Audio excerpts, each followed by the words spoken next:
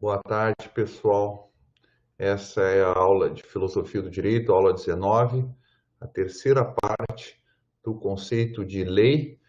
E a gente está entrando na sexta característica, né, formal da lei, a lei enquanto forma pública, né? Ela deve ter 8 características listadas pelo Fuller, mas nós, né, para mostrarmos, nós aqui para mostrarmos que essas características, elas sobrepassam, ultrapassam qualquer fronteira, né, de escola filosófica ou de época, tá bem? A gente colocou, né, além do Fuller, sempre Tomás de Aquino, Hobbes e Hayek, para referendar, corroborar, né, as características que o Fuller coloca. Tá? Definição. Consistência, a sexta característica, né? Ou seja, as leis devem evitar contradição. Ou seja, a lei não pode opor as modalidades deônticas. Quais são as modalidades deônticas? Obrigatório, proibido e autorizado. Então, ela não pode opor obrigatório e proibido. Não pode ser que algo é obrigatório e proibido ao mesmo tempo. É proibido fumar e é obrigatório fumar, por exemplo. Ou obrigatório e autorizado.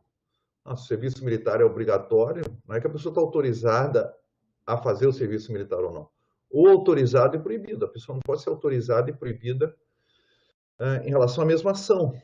Tá?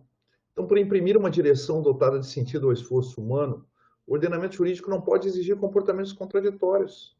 Se tem uma coisa que exclui a ordem ou é contrária à ordem, é a ideia de contradição. Né? Então, veja como é que terminam as leis. Revogam-se as disposições em contrário. O que eles estão dizendo? Cara, se tiver outra disposição, tá, contrária a isso aqui, considera-se revogado, porque vai ser impossível, tá, que as pessoas prestem adesão a disposições contraditórias.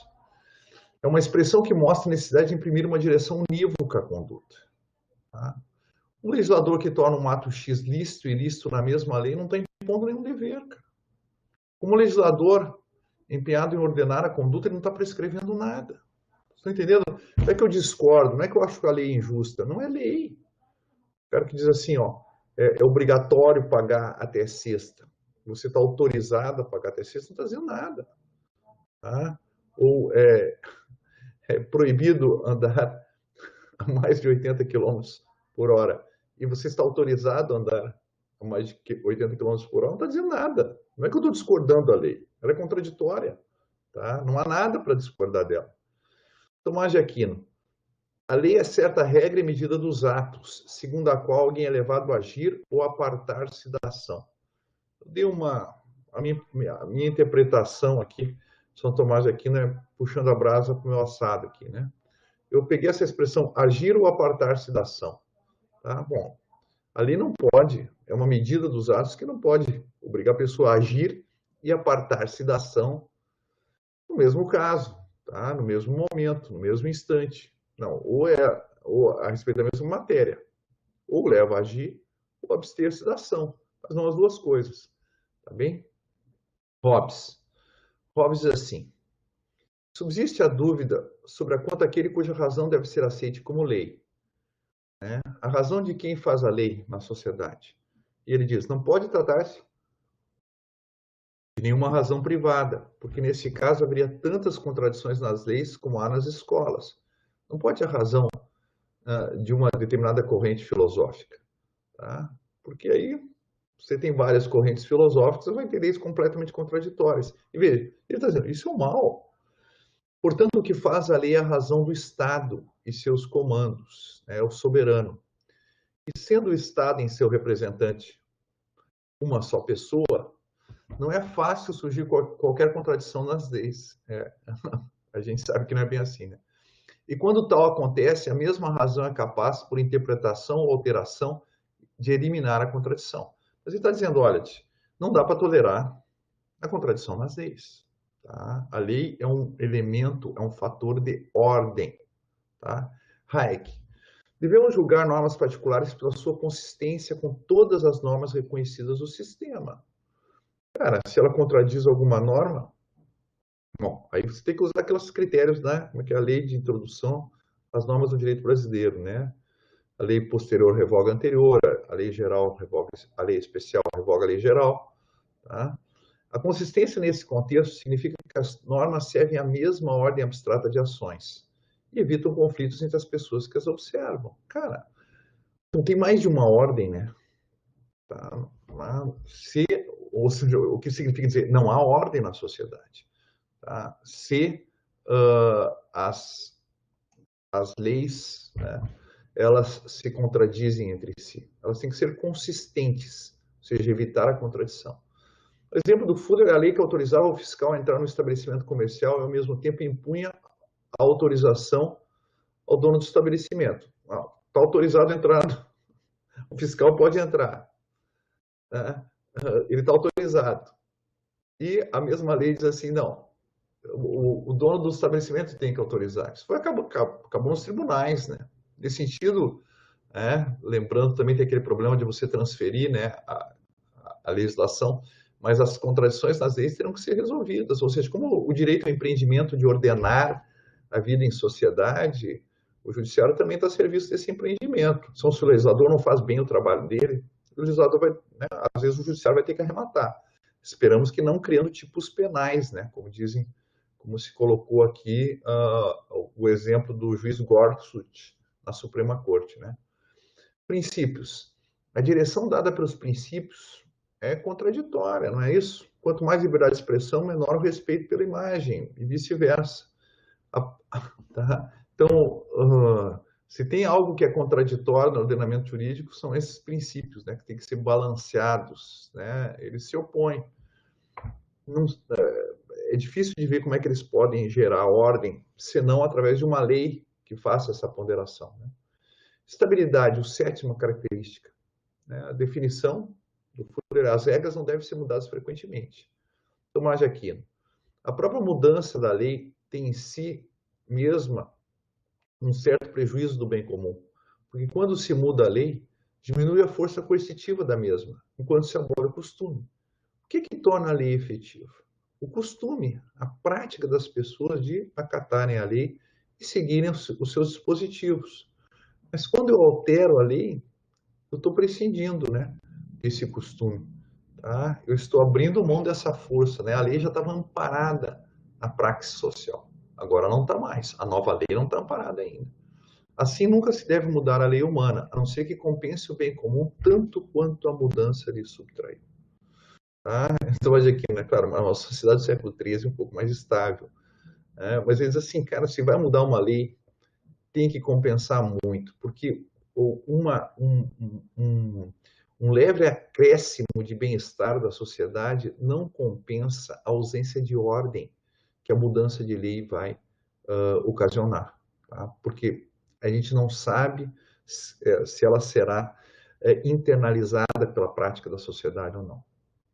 Hayek.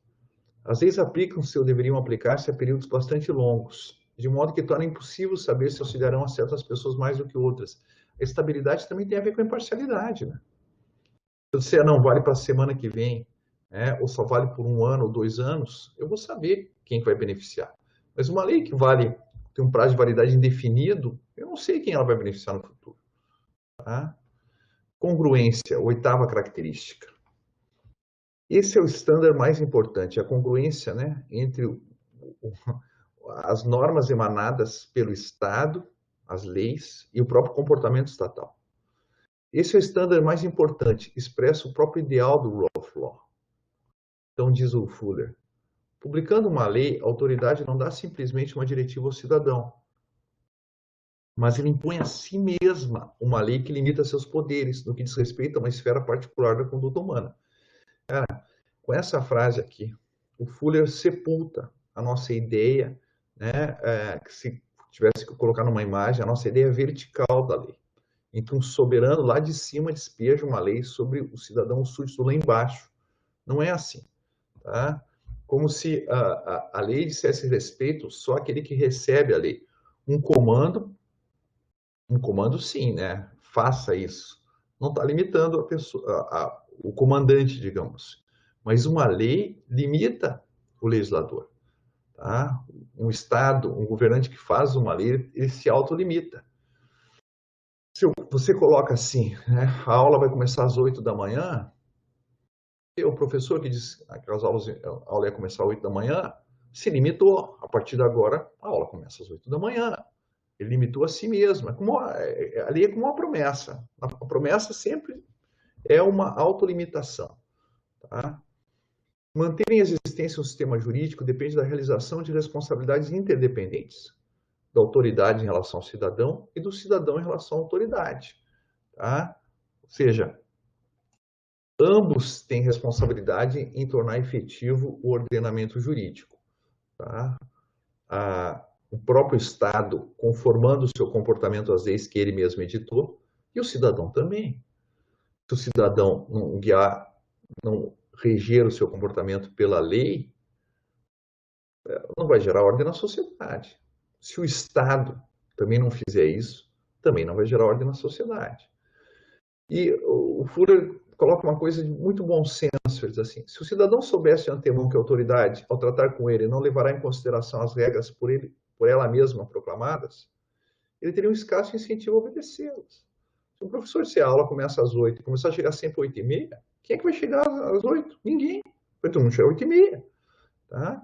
Então, o Estado que não obedece a sua própria lei não tem como, tá, esperar que ela se torne efetiva.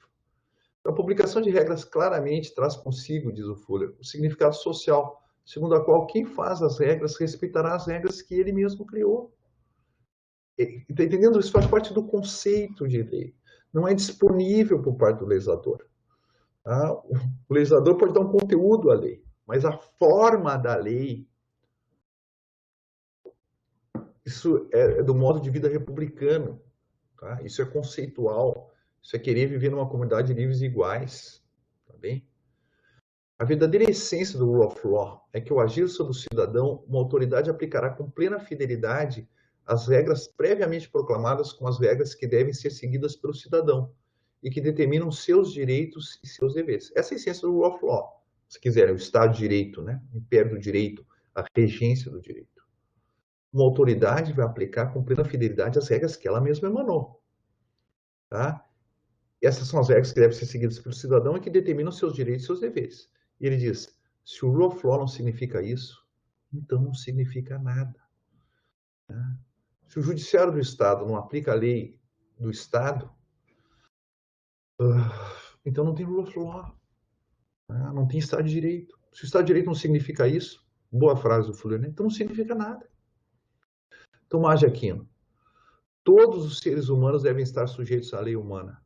Todos, inclusive aquele que editou a lei, inclusive o legislador, inclusive o governante. E ele diz, no que diz respeito à força diretiva da lei, né, a sua orientação para o comportamento, o príncipe está sujeito à lei. E ele faz duas citações, uma de direito positivo, as decretais do Papa Gregório IX, né, direito eclesiástico. Todo aquele que estabelece um direito para outro deve usar o mesmo direito. Tá? Ou seja, todo aquele que estabeleceu um direito para o outro tem que se submeter ao direito que emanou. A aula vai começar às 8, então tem que chegar às 8. Tá? Quem editou a regra? E diz a autoridade do sábio, né? Aí ele cita a Bíblia, né? Sujeita-te à lei que tu mesmo estabeleceste. Sujeita-te à lei que tu mesmo estabeleceste. Tá?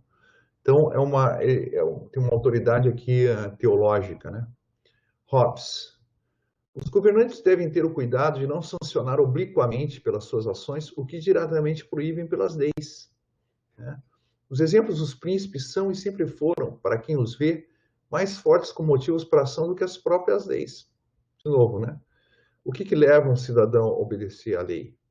O fato de ver que o Estado faz cumprir a lei, né? Que o Estado se importa com a lei, que o Estado, né, em inglês, enforcement, né, presta enforcement, né, a lei. Tá? Mas, de novo, voltamos lá ao que o Fuller disse, né? Se o Estado não obedece à própria lei que ele emanou, não é a cidadania que vai acatá-la. O exemplo do Hobbes é um exemplo da época aqui, né? Da questão do duelo. A gente não vai entrar. Hayek, né? Rule of Law significa que todas as ações do governo são regidas por normas previamente estabelecidas e divulgadas, as quais tornam possível prever, com razoável grau de certeza, de que modo a autoridade usará seus poderes coercitivos em dadas circunstâncias, permitindo a cada um planejar suas atividades individuais com base nesse conhecimento. Então, Rule of Law significa, né, que as ações do Estado são regidas pelas normas que ele mesmo editou, que ele publicou, que ele estabeleceu, que ele divulgou, e que torna possível prever com razoável grau de certeza. Né? O que é segurança jurídica? A certeza prática. Né? De que modo a autoridade vai usar os seus poderes coercitivos em dadas circunstâncias. Ou seja, né, a autoridade está dizendo, olha, se você passar dos 80 km por hora, vai ser multado. Ou então posso planejar a minha atividade. Eu sei que se eu não passar os 80 km, eu sei que todo mundo aqui vai ter que andar a 80 km. Eu posso planejar as minhas atividades com base nesse conhecimento. Então, agora eu sei que eu tenho que chegar em certo local, vai demorar tanto tempo porque eu não posso passar dos 80 quilômetros, tá bem? Exemplos aqui da Hannah Arendt, né? Agora uma citação dela. Após a promulgação das leis de Nuremberg, verificou-se que os nazistas não tinham o menor respeito sequer pelas suas próprias leis. Em vez disso, continuou a constante caminhada na direção de setores sempre novos, tá? De modo que o objetivo e a alçada da política secreta do Estado, bem como de todas as outras instituições estatais,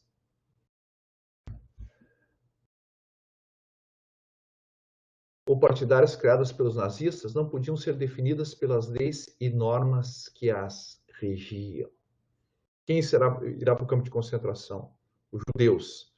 Depois, os comunistas, os ciganos, os homossexuais, os cristãos que se opõem ao regime, os membros do Partido Social Democrata. Isso não tem fim. Setores sempre novos. E não havia uma autorização para cada um desses setores. Porque os órgãos, a polícia secreta, como ela menciona, não pautam as suas ações por leis promulgadas. Não há um Estado de Direito aqui. Tá bem? Então, ele está dizendo, um Estado totalitário não seguia nem pelas leis que ele mesmo editou. A União Soviética do Stalin tinha uma Constituição que falava em alguns direitos. Será que algum direito ali era respeitado? Obviamente não.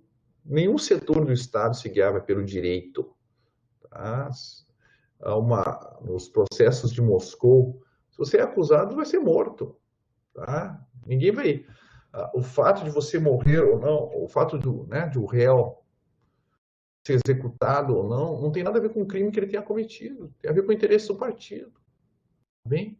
Não é o direito que determina o destino da pessoa. Ela não está submetida ao direito. Está submetida à vontade dos líderes totalitários. Né? O caráter republicano da lei. Que nós temos duas expressões que a gente viu lá quando a gente viu a questão da república. Né? Res sumquique e res publica. Tá? Res sumquique, a coisa de cada um. Res publica, res publica, res populi, né? A coisa pública, a coisa do povo. O que a lei faz? A lei garante tanto o bem da pessoa, que a liberdade dela dispor sobre o que lhe pertence, res sumquique, uma esfera de autocompetência, como o bem do povo, populus, né? Protegendo aquilo que pertence a todos, res publica. Tá? A lei faz essa difícil, ela executa essa difícil tarefa de integrar, né, o bem de cada um no bem de todos. Né? E articular o bem de todos como condição do bem de cada um. Lei e bem da pessoa. Vamos ver a questão da liberdade, né? A esfera na qual a pessoa pode buscar o seu bem, ou encontra o seu bem. Vou pegar alguns autores clássicos aqui, né? São citações que vocês aqui podem levar para a vida de vocês, né? Locke. O objetivo da lei não consiste em abolir ou restringir, mas em preservar e ampliar a liberdade. Eu sei que na nossa cultura local brasileira, né, a lei parece inimiga da liberdade. É o liberalismo dos trópicos, né? Você quer uma liberdade sem lei, mas isso, o Locke, o cara que inventou o liberalismo, isso é impossível. Então, ele diz assim, o objetivo da lei não consiste em abolir ou restringir, mas em preservar e ampliar a liberdade. E aí a frase é lapidar, né? onde não há lei, não há liberdade. Tá? A gente acha que liberdade é anomia. Ele vai dizer, não, isso é ausência de liberdade. Por quê? Porque a liberdade tem que ser imune à restrição e violência de terceiros. Se eu estou sujeito à violência de terceiros, eu não sou livre, cara. O que não pode se dar se não há lei. O que impede que o terceiro use de violência contra mim? A lei. Mas a liberdade não é, como se diz, licença para cada um fazer o que lhe apraz. Não pode ser, a liberdade não pode ser entendida assim, né? Pois ninguém seria livre, mas estaria sujeito aos caprichos de qualquer outra pessoa que pudesse dominá-lo. Cara, se cada um puder fazer o que quer, só os mais fortes vão fazer o que querem, tá? E os mais fracos vão servir de instrumento para eles. Mas a liberdade de dispor da sua própria pessoa ações e propriedades. Dentro do quê? Dentro dos limites das leis sobre as quais vive. Sem ficar sujeito à vontade arbitrária de outrem. Res suntuico, é coisa de cada um. Não estou sujeito à vontade arbitrária de outrem. Por quê? Porque a lei me confere um espaço, um âmbito, uma esfera na qual posso dispor de mim mesmo, das minhas ações e das minhas propriedades. Tá? Então, a liberdade não se opõe à lei, é o contrário, tá? A liberdade depende da lei. Onde não há lei, não há liberdade. Tá bem? Por que se quer? Por que o republicano quer a lei, quer o consensus iuris? Ah, porque ele quer a liberdade. Montesquieu, esse grande republicano, né? A liberdade é o direito de fazer tudo o que as leis permitem. A liberdade, que direito que é? De fazer o que as leis permitem. Se um cidadão pudesse fazer tudo o que elas proíbem, não teria mais liberdade. Porque os outros também poderiam fazer isso, cara. Tá? E aí você não tem mais uma esfera independente, o imune ao arbítrio alheio. O Locke, né, ele faz uma diferenciação entre liberty e license. Cara, liberty é a liberdade dentro da lei. License é a liberdade sem lei. Tá? É a liberdade da barbárie. A liberdade, continua Montesquieu, né, consiste em não poder ser forçado a fazer uma coisa que a lei não ordena. Ninguém será obrigado a fazer ou deixar de fazer algo a não ser em virtude de lei. Esse é o princípio da liberdade republicana. Durkheim, né? Vou pegar um sociólogo agora. Nada mais falso do que esse antagonismo que se quis estabelecer com excessiva frequência entre a autoridade da regra e a liberdade do indivíduo. Isso é falso, velho. Muito ao contrário, diz o Durkheim. A liberdade, entendemos a liberdade justa, aquela que a sociedade tem o dever de fazer respeitar. A liberty, né? Não a license. É ela própria produto de uma regulamentação. Tá? Ele fala aquilo que o Locke falava em liberdade e lei, né? O Durkheim fala em liberdade e regra. A própria liberdade é produto da regra. Só posso ser livre, é a mesma ideia do Locke, né? Na medida em que outrem, e do Montesquieu, é impedido de tirar proveito da sua superioridade física, econômica ou outra de que dispõe, para subjugar a minha liberdade. Só quando outro é impedido de tirar proveito das suas vantagens, da sua superioridade física, econômica, né? E apenas a regra social pode erguer um obstáculo a esses abusos de poder. O que é o direito do trabalho? Tá?